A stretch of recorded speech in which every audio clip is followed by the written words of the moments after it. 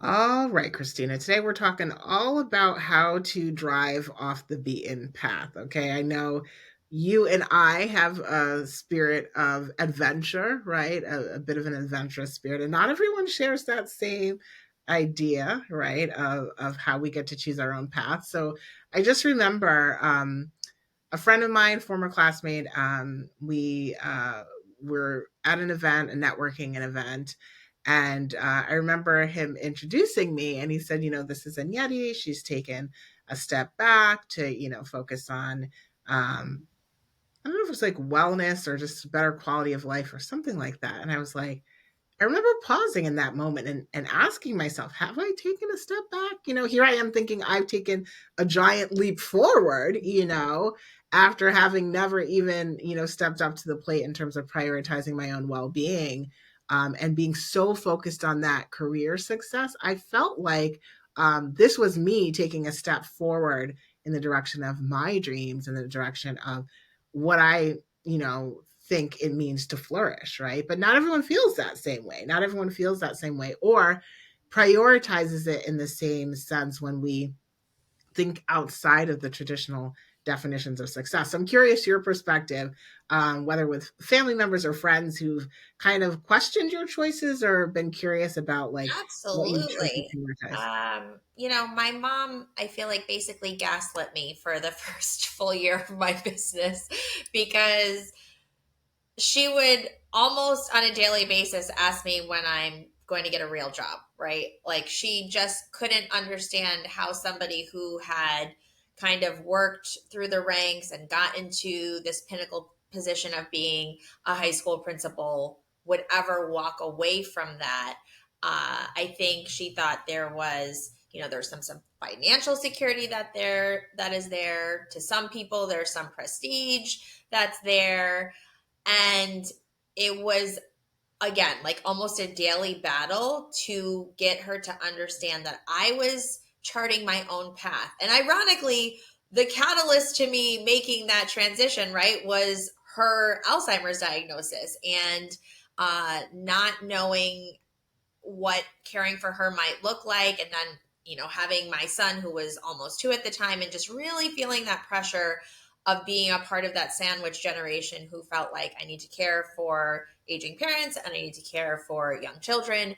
And for me, I had to be really comfortable with other people questioning my decisions that ultimately affected my life and not allowing other people's opinions or judgments to shape or deter the journey that I was on.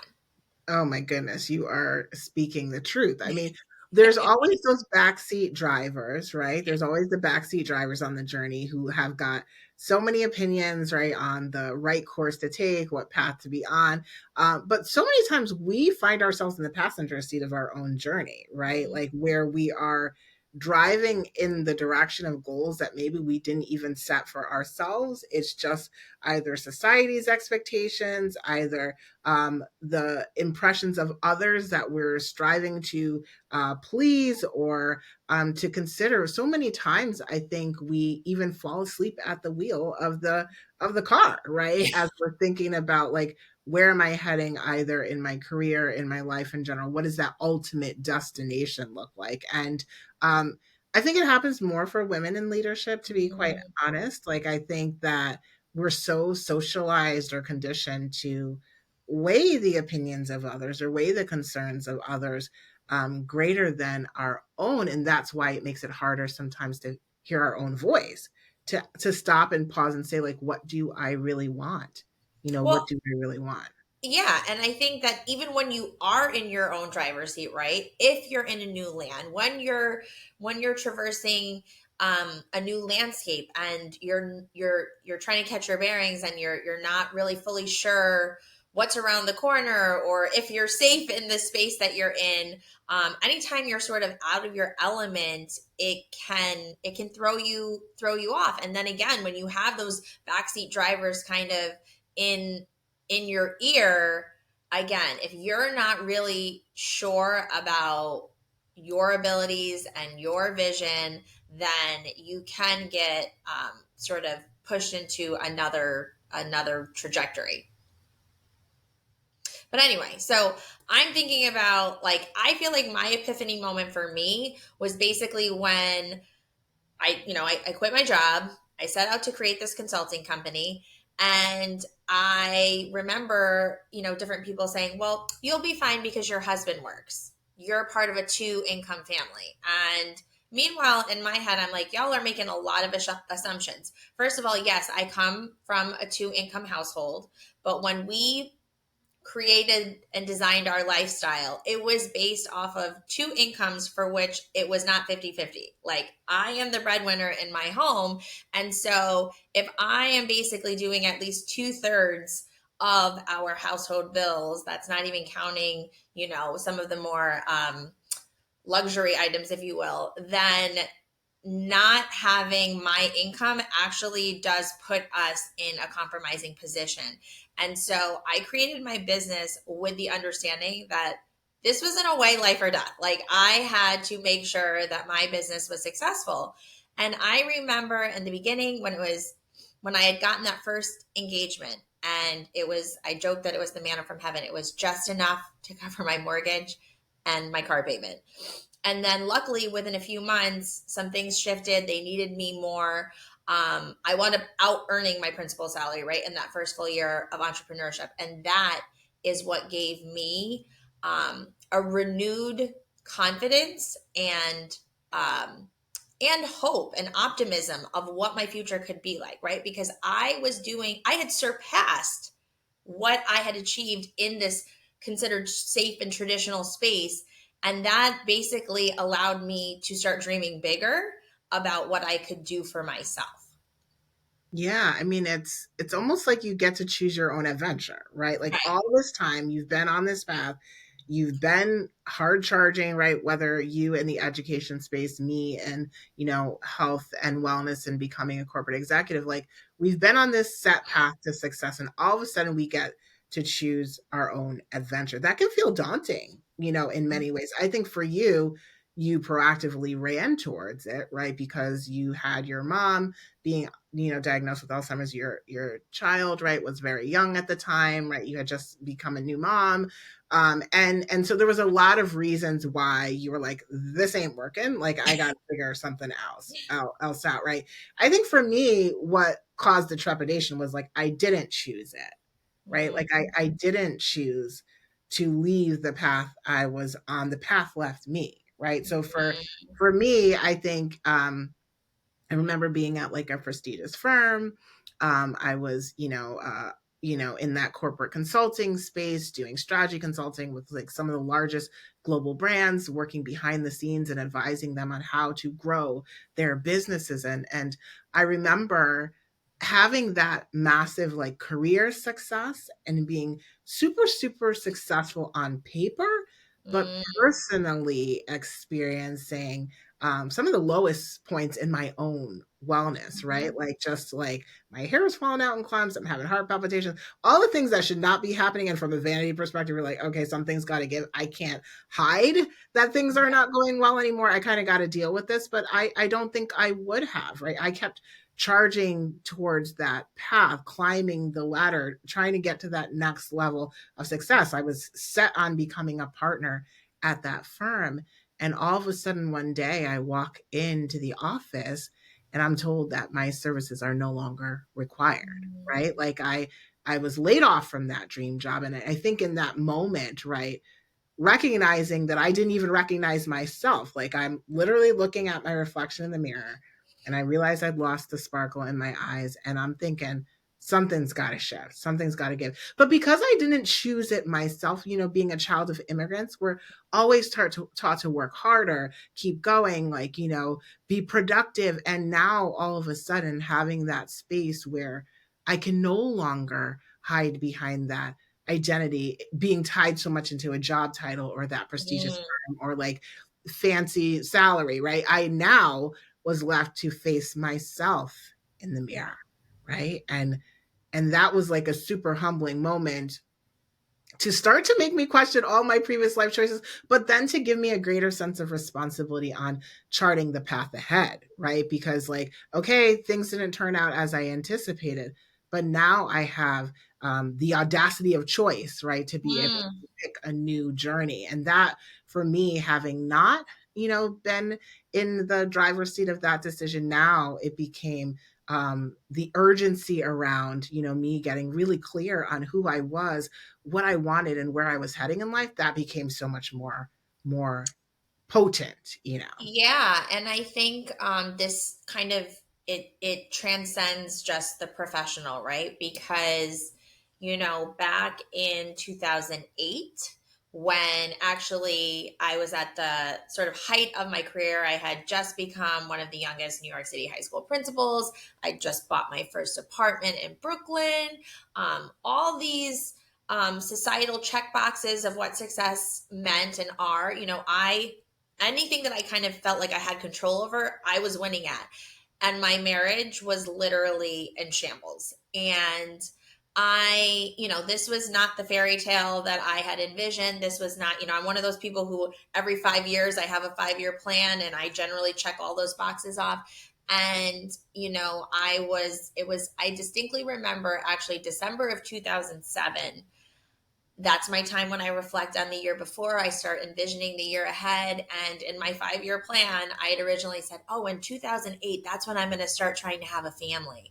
And I remember thinking, there's no way I can have a family with this person right now. And, we did our counseling and it wasn't going to work because it was two people and it required both parties being all in. And it was a lot for me to separate the failure of the marriage apart from the failure of myself, right? And so I'm sure the similar feeling in the layoff, right? Like, so whether it's in a job, whether it's in a relationship, we have to be able to separate our identities from the accomplishment or the relationship and be able to um, kind of uh,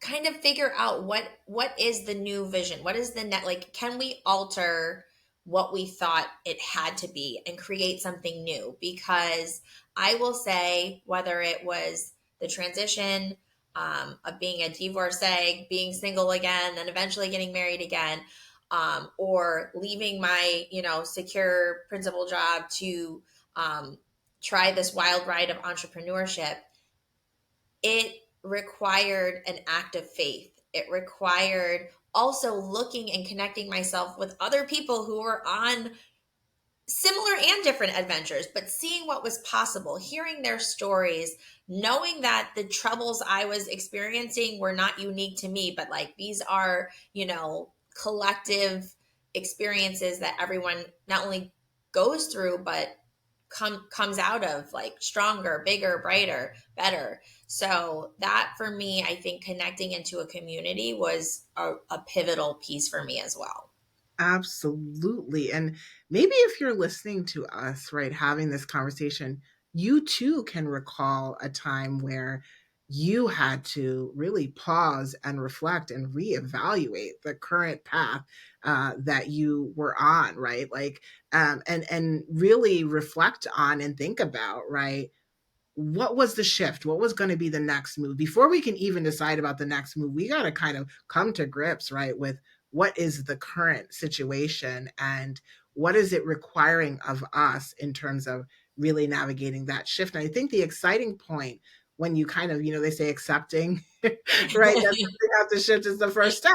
Once you finally come to grips with that, for me, after the layoff, there was a lot of denial. And then there Yeah. was a lot of like bargaining to say, oh, if I could have only stayed in that role, I could have achieved. And then there emerges this new dream, right, Mm. that comes about when you're like, okay, there's another way to be. There's another vision, another dream to be had, right? Like, what might that look like? So, Christina, you're making it seem like really easy. You started this business and your business was immediately successful and you were having all of this like work life harmony. We don't believe in work life balance around here, but can you just break it down? Because, like, at the start of the pandemic, right? At the start of the pandemic, things were not so easy breezy as an entrepreneur. So I No. want you to keep it all the way 100, keep it really real, and I don't know that highlight reel sounded so sexy, right?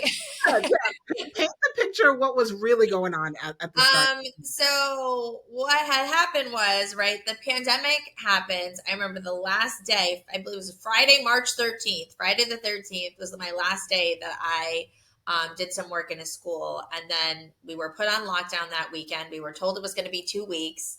I remember I was organizing all my closets and counters and cabinets, and then we found out it was going to be a little bit longer, and I just remember thinking, oh, okay, so I built my whole business around one one target customer, one set of offerings, and it doesn't look like that target customer is who I'm going to be able to be selling to in the near future. So, at the same time, you also had a business, had just started your business. And because it was originally based on live in person events, we were both looking at each other cross eyed. And I was on hold with the unemployment line, like SOSing over here. You were trying to think of how do I recoup my startup costs, right? Because now my business is not viable. And I love that human ingenuity, right? Necessity is the mother of invention. We said let's track this journey on a pretend podcast, right? Called The Wild Wild West of Adulting. And for that to turn in our small but mighty subscribership of 10 people, to have one person, a global head of people for a legal services company, say, hey, I want some wellness work. I want some DEI work. Can you two connect together?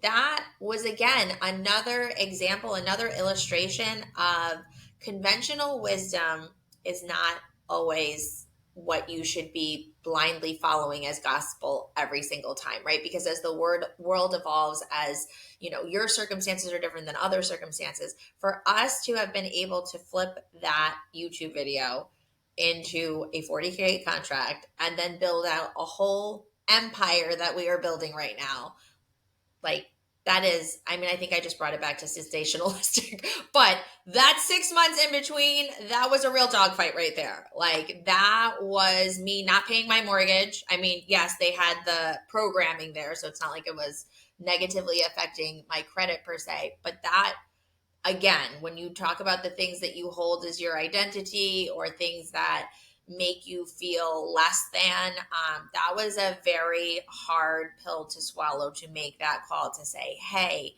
can I temporarily stop doing this while I get back on my feet? And to God be the glory, I was able to get back on track. But those were very real moments. Oh, absolutely, absolutely.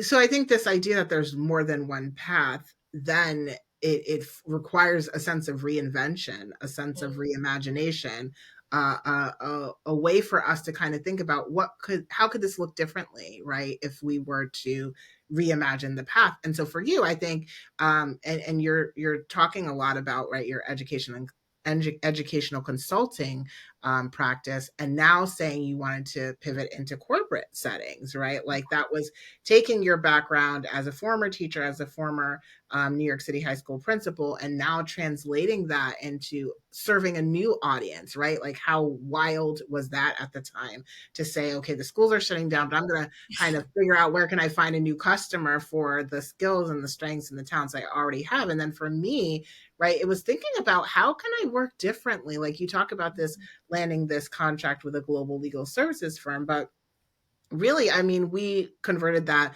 YouTube channel into a multi-year licensing deal, into multiple six figures of revenue from B2B deals that we were doing as a side hustle to support ourselves and sustain ourselves through that rocky time of the pandemic. And for me, the licensing deal was super, super exciting because I was trying to figure out, right, there's this idea that we have to either not make money from doing what we love, or that we have to only make money by working hard, or that we have to sort of trade time for money in a way Mm-hmm. that really replicates the old models that we Yeah. were used to being in, which is that, FaceTime and being physically present in order to earn your paycheck, right? And for you being, in that CEO role of a charter school, for me Hmm.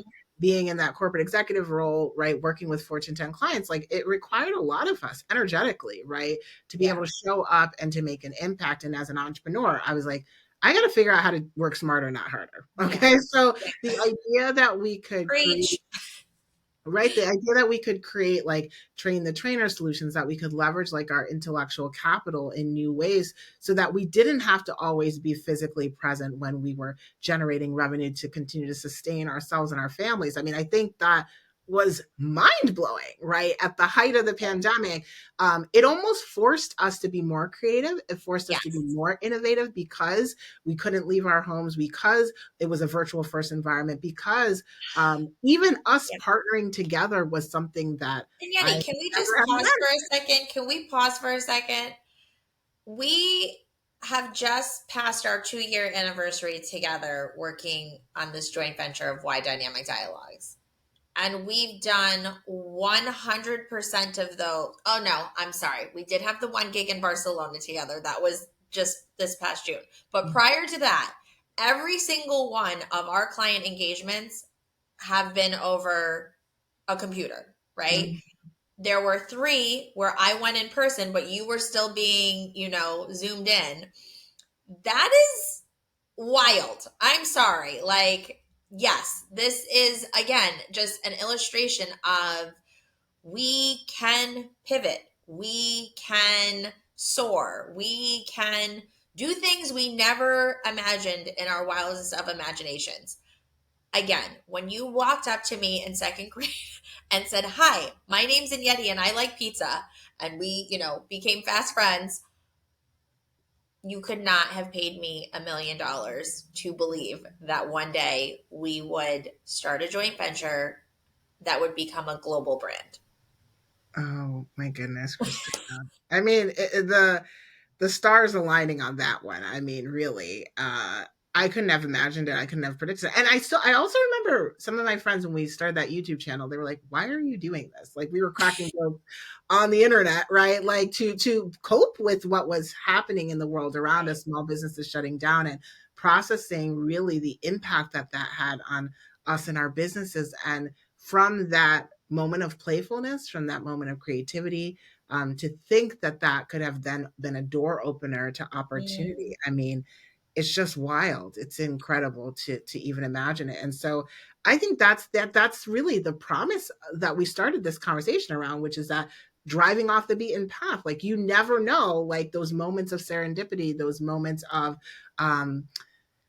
just being spontaneity, right? That then lead to opportunities that you could not even have imagined for yourself. And so that's the part I think that has been so like surprisingly refreshing and rewarding about this is yeah. that it's not like we were like step one, step two, right? Which me having a strategic mind is how I used to operate. It was me surrendering and Mm. allowing myself to relish in the journey and not be so fixated on the destination. And Oh, also to be flexible with the fact that while I have a clear vision of where I'm heading, I can also relish, right, in the off the beaten path sort of detours and other, just alternative paths to get to the goal. yeah. I love that concept of surrender, and I talk about it a lot in my soul leadership because conventionally, again, we think of surrender, white flag, you've given up. That's not the surrender you and I are talking about. There is a surrender in trusting that there is this divine providence and that you are on the path that any obstacle you encounter is one that you are fully equipped to be able to overcome. And so I do think you also brought up something that's important, and it's pausing, right? It's being still. And so we would love to encourage you, if you're listening right now, to think about and sort of unpack, right? Whether it's by yourself or in community with somebody else, an accountability buddy or a small group, whatever format you want to do it. But think about asking and then answering yourself this question of, are you in the driver's seat? Right? Are you in the driver's seat? And if the answer is yes, do you know where you're going and why you want to get there? Right? We don't want to be kind of asleep at the wheel and just it was funny the other day I started to drive somewhere, but because I was on autopilot I actually got on the highway in the wrong direction and then had to call my coffee date and tell them I would be a few minutes late. So do you know where you're going and why you want to get there? And if you don't know yet, think about what are three areas, right, in your life where you can take back that steering wheel, right? Draw, you can, again, write this in a journal. You can talk about it with your best friend, your biz bestie, or your colleague. But think about these questions, think about the answers, and then start moving. I love that so much. And we want to hear from you. So share with us in the comments of our YouTube video. Let us know, right? Where are you heading, right? What is it that's causing you to reflect at this moment and kind of want to shift in a new direction? We want to hear you're going to be our fellow passengers on this journey. So we'd love to hear your perspectives. All right, Christina, another great chat. Yes. Thank you for joining me, and we'll look forward to Another dynamic dialogue, and Yeti. Come on, stay on absolutely, brand. absolutely, absolutely. We'll look forward to catching y'all next time.